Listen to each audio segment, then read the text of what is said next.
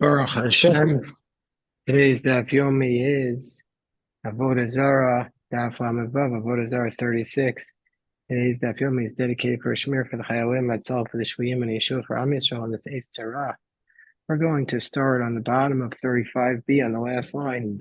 The Gemara has said that the wine of the idolaters was prohibited, but then Rebbe and his court allowed the oil. Excuse me, the oil of the idolaters was prohibited, but then Rebbe and his court allowed it. Gemara asks, what's the source for the reason for this prohibition against the oil of the idolaters? Shemen, what's the reason for the prohibition of oil? Rav Amar, Daniel Gazer. Rav said that the prophet Daniel is the one who made the decree about oil. And Shmuel Amar, Shmuel said, Zlifasan. Zlifasan is the taste, the absorbed taste from the utensils. On top of 36a, it's Slifasan Shalkelim Tamein Osartan. The absorbed taste of these utensils that were ritually impure is in the utensil, and that makes the oil prohibited. Gemara immediately challenges that. Atu Kuli Alma Ochei Taharas. Meaning to say, not everybody needs to eat food that's ritually pure. So what if it's ritually impure? You could eat ritually impure food. It's only if you're living your life in a state of ritual purity that you can't eat the ritual pure food. But why would oil be prohibited for everybody as a result of that? And where it says Elaz lifasan shokelim asurim osarasan. No, it's the absorbed taste from prohibited utensils that prohibits. That is in the taste of the utensils, and that prohibits the oils that were stored in that utensil. And so therefore, since the idolaters are storing their oil in the utensils, therefore you can't take their oil on. So that's the source for the decree. So Amar Shmuel Rav.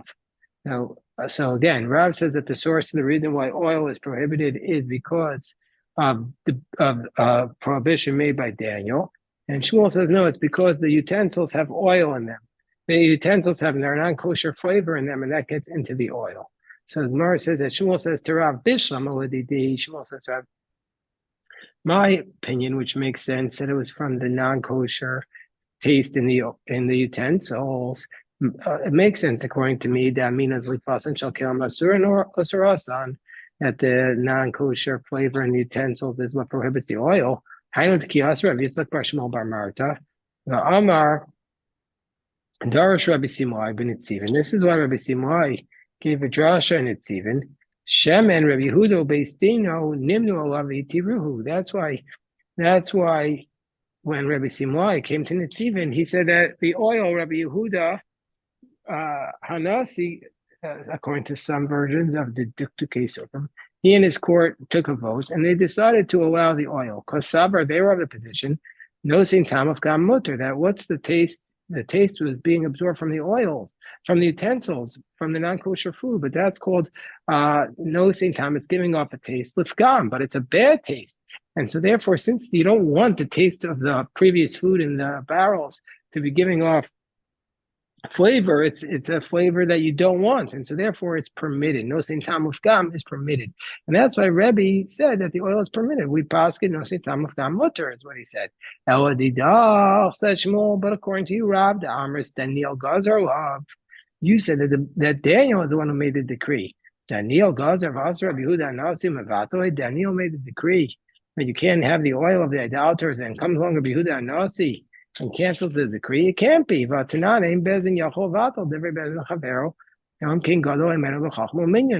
that another court cannot nullify the ruling of an earlier court unless they're greater than them in numbers and wisdom. And we know that they're not greater than Daniel in numbers and wisdom. So therefore, the Gemara says, Amaroi. So Rav's response to Shmuel's point was the following. So Rav says, Simlai, you're giving me a question from what Rav Simlai said about that Rabbi Yehuda Nasi nullified the decree in Nitzivin. You're giving me a raya. He said to him in like a less than respectful manner. Simlai Uda Ka'amris. And Shani Udai de Mizalsoi says no, Simlai is Rashi says that he's a Uda. Uda is Mizalzoi b'midei derabanan. He's from the city of Wood, and in Wood, they were disrespectful to the words of the rabbis, and so therefore, Shani Wood to Mizalzoi. The people of Wood are different that they are disrespectful to the decrees of our rabbis, and that's why Rabbi Simwai said that Rabbi Huda allowed the oil. I mean, it's not really the case because Rabbi Huda never really allowed the oil. The Shmuel says to back to Rav, I'm like, Eshlachai, should I go tell him what you just said? Yechsef. Rav was embarrassed. Even though he said it, he didn't want Shmuel to repeat it to him. Amarav, imhem lo darshu and non lo darshinon. So he says, okay, well, even if Rabbi Yehuda Nasi didn't expound the verse to understand that Daniel made the decree, and he thought that and he thought that it was just coming from a different decree, a different court who was worried about the non-kosher flavor in the oils, should we not darshan him and say, I can show you what the pasuk from Daniel says. It says in the pasuk, Daniel. I know that Rav is now basically arguing with Rabbi Yehuda Nasi, saying he made a mistake. So Rav was a student of Rabbi Chia, and Rav was the nephew of Rabbi Chia. Rabbi Chia was a student of Rabbi Yehuda Nasi. So he was close enough that he could expound the pasuk. So he says the follows. He says Rav Imhemu Darsho Ananu Darshin Vaksiv Vayasam Daniel Alibo Asher Yiskael Pas Bag Hamelach Ubiyayin Mishtav. It says in the pasuk in Daniel that Daniel took upon himself that he wasn't going to eat from the bread and the wine Mishtav, which is in the plural. So what's it talking about? The two liquids. B'shtei Mishtav was the verse is referring to two liquids. The liquid of wine and the liquid of oil. Rav Savar Alibo. Rav Savar Ali Bosam will call Yisrael Hora. So Rav says that Daniel made this decree not only upon himself, but for all of Israel. And that's why there was a decree on all of Israel that you can't drink the oil of the idolaters. Whereas Kol Yisrael Hora, whereas Shmuel Savar Ali Bosam will call Yisrael Hora. Shmuel, who said that the decree against oil came from Rabbi Yehuda Nasi's based in. He said Daniel only made the decree upon himself, but not for all of Israel. So now the Gemara asks, really? How can you say that Rav said that Daniel made the decree? V'shem and Daniel Gazer, Amar Bali, Amar Vimi, Nusa, Mishmei, De. Hold on, there's a Gersa here on the side. Let me look.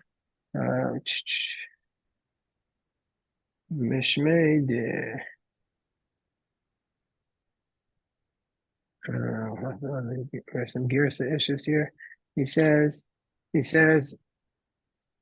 Mishmei de Rav. He said, he taught in the name of Rav. And what did he teach? He taught the following. He said, Pitanu Shmeinan Yenan Ubenoseyan Kuan Mishmona Asar Davarhin. He said that the bread, the oil, the wine, and their daughters were all from the 18 decrees, meaning to say oil was not from Daniel. It was part of a decree up against bread of the idolaters, wine, oil, and their daughters, that Beis Shammai and Beis Hillel together made this decree, and this comes from the first chapter of Maseches Shabbos, that Beis Shammai and Beis Hillel were always in a dispute, and then one day Beis Shammai, the students of Beis Shammai were, they outnumbered the students of Beis Hillel, and that day, which was the day that Hananiah ben Chizkiah ben Garon, that they went up to visit him, and the Mishnah in Shabbos basically points out their decrees, and they stuck a sword at the entrance to the Beis Medrash, and they immediately made these decrees because they saw they weren't going to have the majority for a long period of time. And so that was when the decree about the oil was made, not in the time of Daniel. Daniel Gazar, if you want to say, well, Daniel made the decree, nobody accepted it, but then it wasn't accepted, then students of Hillel and Shammai made the decree and it was accepted. So if that's what you want to say, Imkain, Maya Seduse de Rab, well, if Daniel made the decree and it wasn't accepted, well, what's Rab telling us that it was the decree of Daniel? It wasn't the decree of Daniel. It was the decree of the students of Shammai and Hillel. Oh, that Neil Gazar of the ear, but also in of Gazar feel besada. No, Daniel made the decree that in the city you can't have their oil, and he made their decree And in the city, you can't have it because it will lead to intermarriage. And they made a decree that even in the field where you're not worried about intermarriage, you can make this decree. Rabbi Yehuda Nasi Hechimatzi Mishrei Takanta the Talmidei Shammai v'Hillel. So how could Rabbi Yehuda Nasi revoke this takana of the students of Shammai and Hillel? V'Tanan Ein Bezin Yachol V'Atol Devrei Bezin Chaverom Ken Gadol Imenu B'Chachmo Minyan. But don't we know that a court can nullify a previous court's decree unless they're greater? You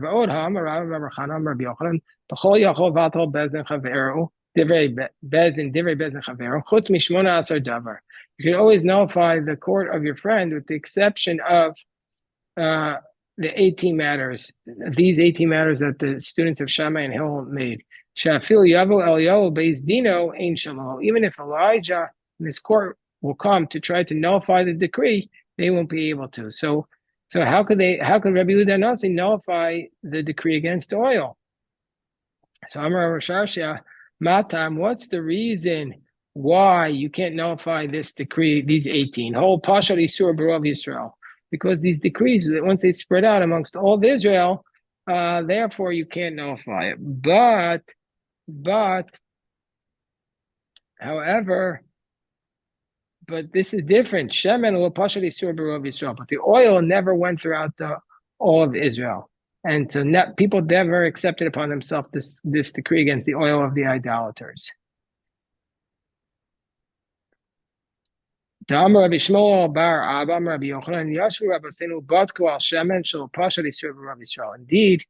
they investigated, said Rabbi Yochanan, and they saw that the decree against oil never spread throughout all of Israel. And then they relied upon the fact that Rashbag and Rabbi Elazar Tzadok say, you can't make a decree against the community unless the majority of the people are able to keep this decree. And so therefore, since they couldn't keep this decree, therefore they weren't able to do it. What's the reason why the decrees of Shammai and Hillel are the students of the decree of the students of Shammai and Hillel are more serious than all the other decrees? So Tosfos says that the reason is because they dedicated their souls for it. Like it says in the Yerushalmi, and when they were sitting in the attic of Chanias ben Chazkiah ben Garon, the students of Beis Hillel wanted to go up and take a new vote, and the students of Beis Shammai wouldn't let them. And they were threatening them with swords. They said, if you come up here, we're going to kill them. And they did this because so that the Beis Hillel wouldn't have the majority. And so they stuck a sword in the Beis Medrash, and they said, whoever comes in to try to outvote us, we're going to put him on the sword. So since it was such a passionate decree, therefore, for this reason, they said you can never know it. Boker Tov, Jeff. So now the Gemara says, the Amar Avodah Zarah Mikra. What's the pasuk? What's the pasuk that teaches us this? Because it says B'me'ira. We're now in the top of Lama Vavam Beis. It says B'me'ira atem ne'arim v'usi atem kovim hagoy kulo. That you accept upon yourself a decree by a curse, and therefore it's prohibited to you. And afterwards, you attack me, meaning say you steal from me from that same prohibition. But from the fact that the pasuk says "Hagoy kulo," "Hagoy kulo in ilolo," that a decree is only able to be binding if the majority of the community is able to stand it. That means to say the rabbis can't make a decree that the people can't keep. Gufa. So now let's analyze this statement. We're on the top of 36b, 2 lines on the top. Amar Bali, Amar Vimi, Nusa, Mishmei Rav, Piton, Shmena, Yaina, Nubnusen, Kuan, Mishmona, Sardavarin. That these things, the bread, the oil, the wine, and the daughters of the Goyim, all of them are from the 18 things that were decreed by the students of Shammai and Hillel. And therefore, one is not allowed to do that. So so the Gemara says, Benosein, Mahi, what are you talking about their daughters? What do you mean? They had to make a decree you can't marry into the daughters of the Goyim? Isn't this in the Torah? So Amar of Nachum Bar Yitzchak, Gazra Benosein. They made a decree about their daughters that they were Nidos Me'aruso's son. So the decree was that a non-Jewish woman, from the moment she was born, As a baby, she's considered to be a nida, and therefore, one who touches her becomes tameh. They wanted to prevent intermarriage. And Geneva Mishmei Rav Amar Kuan Mishum Avodas Kochavim Gazerben. No, the whole decree was made to say if a person, that the whole reason is it because if a person will eat from their bread, their wine, their oil, or be with their daughters, they're going to worship idolatry. The Chiyasa Rav Acha, when Rav Acha Barada came, Amar it's a Gazra Pita Mishum Shmeinan. So he said they made a decree on their bread because it could come to eat from their oil if you eat their bread. So Gemara says, "My ome, the shemem mipas." Why do you say that they made a decree on the bread so that they won't eat their oil? Why do you assume that the decree of oil is worse than the bread? So it must be ela al pitan ushmeinan mishum yenam. So this is the way it went. They made a decree on their bread and their oil because it could lead to their wine. And the wine, they made a decree because it could lead to marrying their daughters. And the daughters, they made a decree because it could lead to something which we don't want to say, which we'll say later. Because it could lead to something else, which you don't want to say, which I'll say later. If you want to first ask the question, what do you mean they made a decree you can't marry their daughters? It's a biblical prohibition. It says in the Torah, you're not allowed to marry their daughters. So the Gemara says, dioraisa, biblical prohibition against the intermarriage, that's only against the Zayin Umos. That's only against the 7 Canaanite nations. But all the other idolaters are not included with the 7 nations, and there's no biblical prohibition. But also, Inu, the Gazer, Afilu Deshar of the Kochavim. And then the students of Shammai Hill made a decree that you can't even marry even into the other types of idolatry. Or Reb Shimon Bar Yochai, the Gemara says, but according to Reb Shimon Bar Yochai, it says, Ki Yasir es Becha Me'acharai, or Rabbos Kol HaMesirot. According to Reb Shimon Bar Yochai, says, no, all the nations are including the prohibition against intermarriage. Michael Meimer. So what does he say? He says, okay, the Araisa Ishus. Biblically speaking, you're not allowed to marry with them, according to Reb Shimon Bar Yochai. But the Araisa Ishus derachasnus, that if you marry them, that's what's prohibited. Also, Inu v'gazer afilu derach nus. And students of Shammai and Hillel made a decree you can't even have intercourse with them. The Gemara says, "What are you talking about? Nus nami bibes dino shal shame gazru." That was already that you're not allowed to have intercourse with the nations of the world. This came from the decree of shame, the bezin of shame. Because he says to kill Tamar, because the assumption was she had intercourse with one of the idolatrous tribes. So it must be that it's not like that.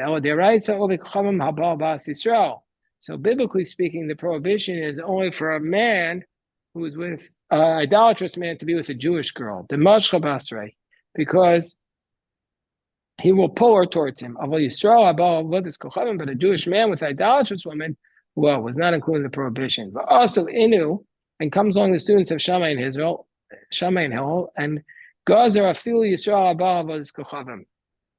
And they said, even a man with an idolatrous woman. So the Gemara says, what are you talking about? Yisrael Abal Avodas Kochavim, Malcham Moshe Misiyahi. That's a law from Moses at Sinai. We had it last week's parasha, and also in this week's parasha. That if you are with an Aramean woman, you cannot pogimbo. That should strike up like Pinchas did.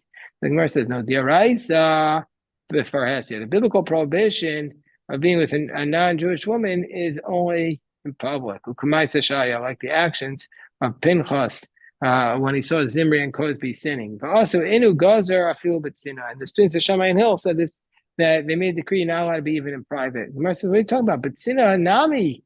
Beis Dino Shochash Monoi Gazer. Oh, so the idea that you're not allowed to be with a non-Jewish woman, that was from the court of the Hasmoneans. That's what we know. That's when this decree happened. The Dechiyasa Rav Dimi, when Rav Dimi came along, Amar Bezin Shochash Monoi Gazru. The court of the Hasmoneans made this decree, that if a man is with an idolatrous woman, Chayav Mishum Nashka, we're going to say that he's liable, he's in violation. He's in violation of the rabbinic prohibition of Nashka. What's the rabbinic prohibition? Nida, Shifcha, that we view her as a Nida, we view him as being with a Shifcha, he's not allowed to be. a goya, that she's not Jewish, and an Ashes Ish, and a married woman, if she would be married. Kiyasa Rabin Amar Mishum Nashkaz. He takes out Ashes Ish and says Zona, like you're being with a Zona, which you're also not allowed to be. And if he's a Kohen, he's with her, he's going to lose his, he's violating the prohibition of being with his Zona. So the Gemara says no. The court of the Hasmoneans, they prohibited the intercourse, the act of yichud. They didn't make the prohibition against seclusion. Oh, but also inu, and they came along and gazer afilu yichud, and the students of Shammai and Hill made a decree against seclusion with them. No, the court of David made that decree to Amar Rav Yehuda, but also Shad, and this is the moment where Amnon assaulted Tamar, Gazra Yichud. They made a decree against seclusion with a woman. Gemara says, Amri Hasam Yichud about Israel. No, that was seclusion of being with a Jewish girl. Yichud Avodos the Ovedes Kochavim, but seclusion with a non-Jewish girl. Well, they didn't make that decree. Also, Inu and Gazra Fila Yichud Ovedes Kochavim, and they made a decree that you can't have seclusion with a non-Jewish girl. What are you talking about? David made a decree against seclusion. Isn't that a biblical prohibition? And how do we know